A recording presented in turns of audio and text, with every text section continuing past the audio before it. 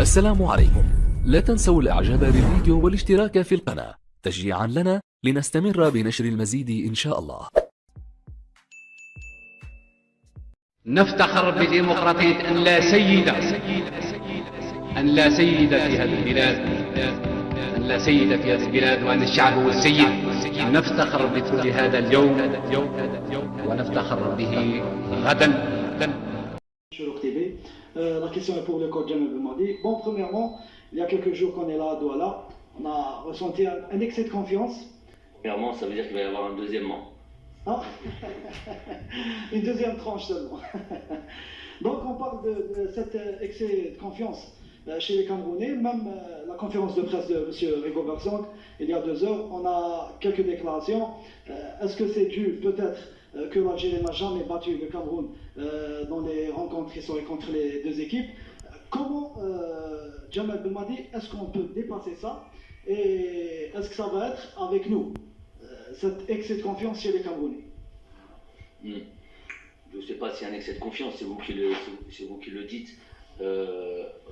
Qu'ils aient des ambitions et qu'il ait envie d'haranguer ses troupes et tout ça. On sait que ça a été un capitaine, ça a été un leader, c'est quelque chose qu'il connaît bien, donc c'est tout à fait normal.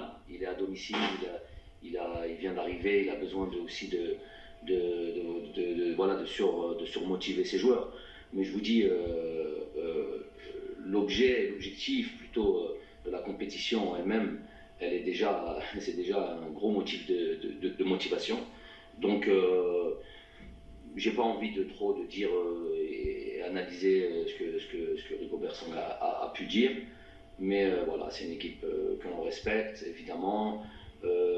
L'historique entre les deux nations plaide, c'est des statistiques, donc on n'a pas trop à philosopher là-dessus à la limite, mais plaide pour le Cameroun. Maintenant, comme l'a dit Riyad, on est en 2022, il faut bien un jour tourner la page. On était bien, nous, à un certain nombre de matchs invaincus, il a fallu qu'un jour on tombe. On était bien, donc les records, les statistiques, tout ça sont faits pour un jour être stoppés ou modifiés. Donc c'est ce qu'on va tâcher de faire. Le Cameroun est une grande nation du football africain, mais voilà, on a envie d'aller en Coupe du Monde aussi. Kevin Marie.